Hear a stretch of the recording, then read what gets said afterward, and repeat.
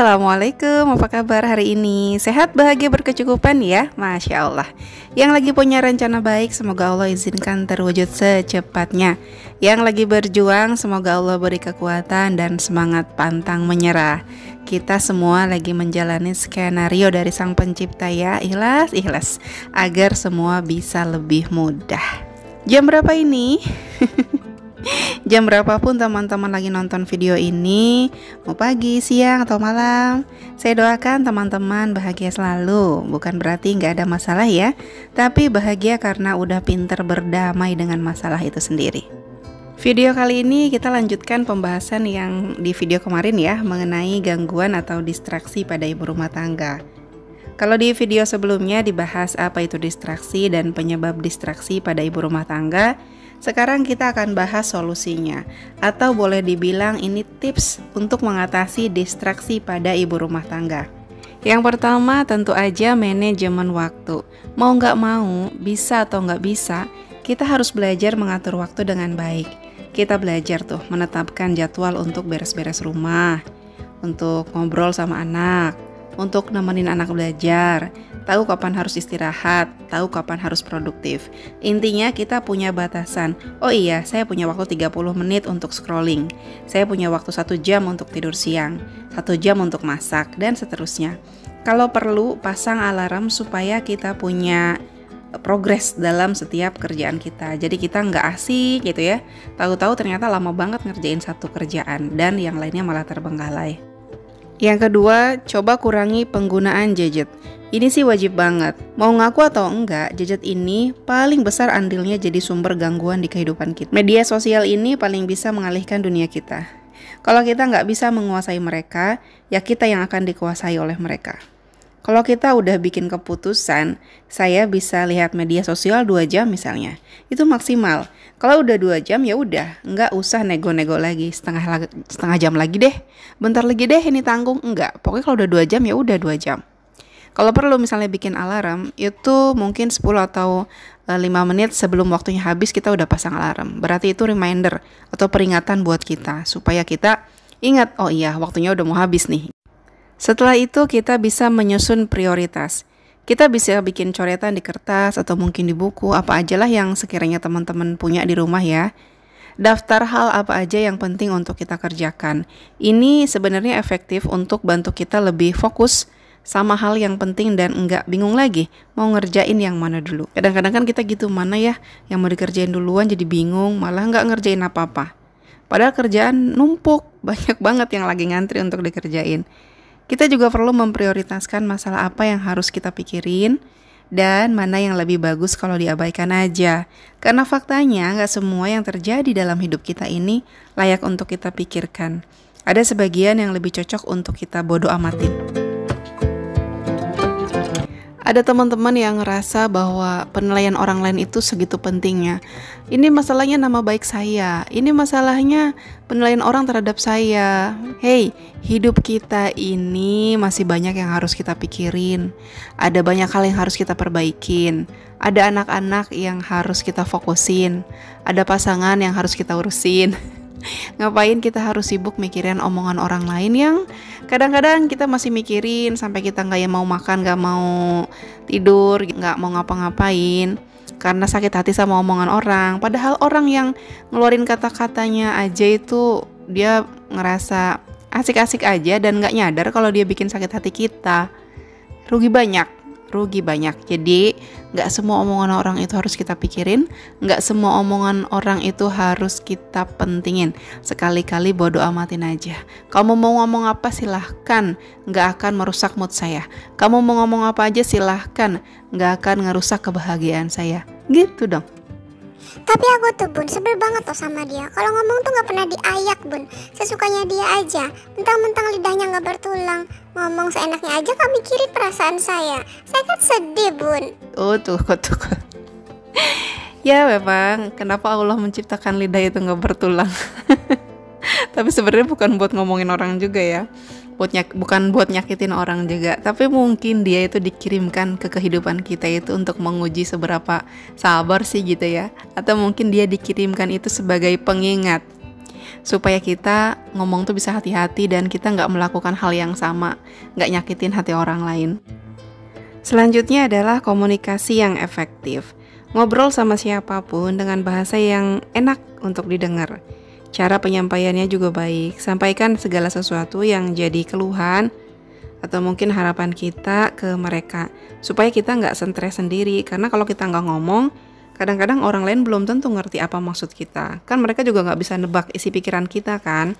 Misalnya kayak gini, di rumah itu kan kadang-kadang suka ada aja gitu yang naruh handuk basah sembarangan misalnya. Daripada kita sindir-sindir, orangnya juga nggak berasa, atau kita jadi jengkel sendiri, ngerasa orang tuh kok nggak ngerti-ngerti gitu. Lebih baik bilang aja, handuknya langsung dijemur ya, sayang, bebek, anakku. Jangan bilangnya, dari kemarin kan mama udah kasih tahu, mama udah bilang kalau handuk basah itu langsung dijemur. Kenapa sih nggak ngerti-ngerti? Mama buang nih sekalian. Langsung deh kayak petasan banting. Niat hati mau ngomong apa, yang diucapin malah kemana-mana. Kesalahan orang di zaman Belanda diungkit semua. Orang yang kita ajak ngomong malah nggak maksud. Artinya mereka nggak paham. Kita tuh sebenarnya ada masalah apa sih? Udah marah-marah. Yang diajak ngomongnya malah bingung. Capek deh. Yang berikutnya adalah merawat diri. Nggak perlu yang mahal-mahal ya. Salah satu bukti kalau kita menyayangi diri sendiri, mencintai diri sendiri itu adalah dengan olahraga, dengan makan makanan yang sehat, baca buku, sekalian bisa upgrade diri, melakukan apa yang jadi hobi kita.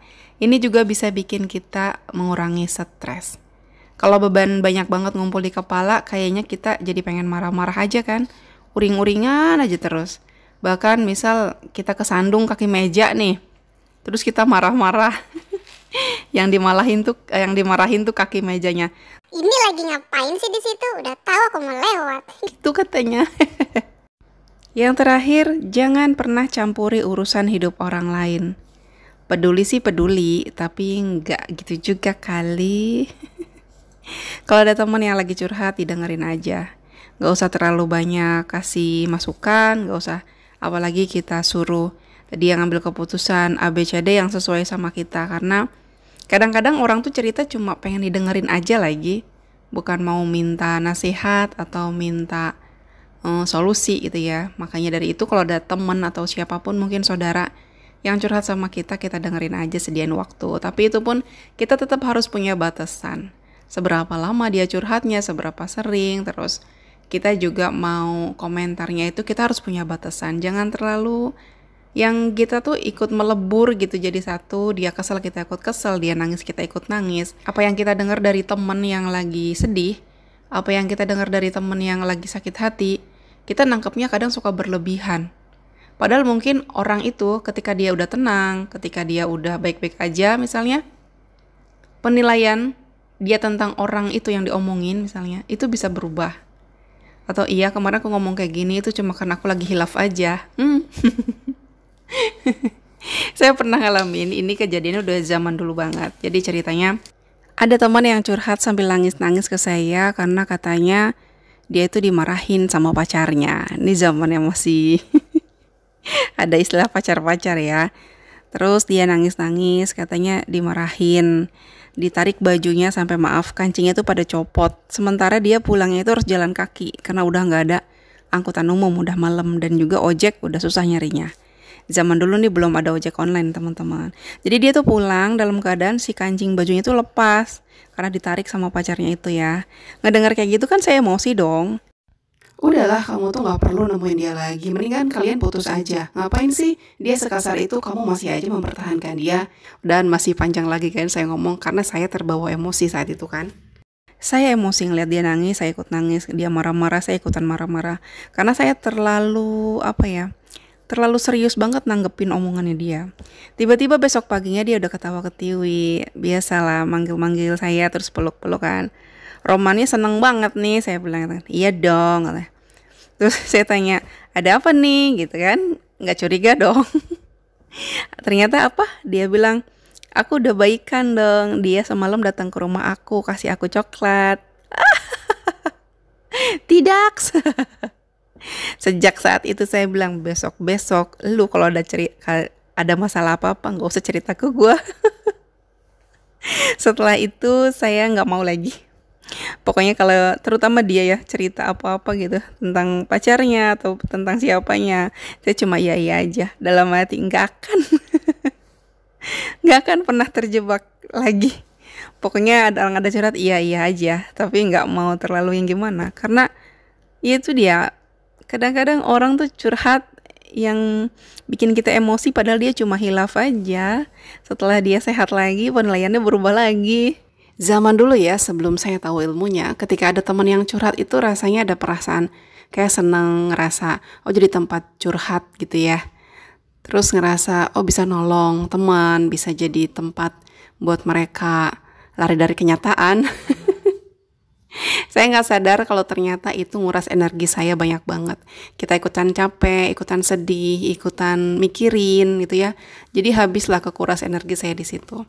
Setelah itu lebih santai lagi ngadepin ketika ada orang-orang curhat, apalagi kalau orangnya itu cerita seseorang yang kita kenal juga, sama-sama teman gitu di satu lingkungan, di lingkungan tempat kerja atau mungkin di dunia pendidikan gitu ya, di sekolah atau mungkin di kampus.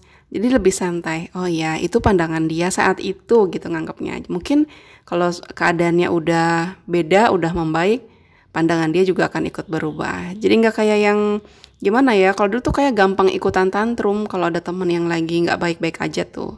Saya cuma memastikan ketika ada teman yang curhat, ini selalu saya ingat bahwa saya hanya perlu untuk jadi pendengar yang baik. Kita kasih perhatian, nggak usah menghakimi, nggak usah ngasih solusi kalau nggak diminta. Terus jangan lupa jaga rahasianya dia. Kalau ternyata ceritanya nyebar kemana-mana dan itu karena dia curhat ke banyak orang, yang penting ceritanya itu bukan keluar dari mulut kita.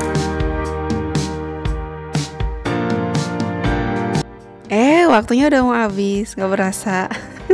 Bibir kering, minum dulu, minum. Sampai di sini dulu ya video kali ini, mudah-mudahan bermanfaat. Makasih banyak udah nonton sampai selesai. Teras Kamaya pamit undur diri. Assalamualaikum warahmatullahi wabarakatuh.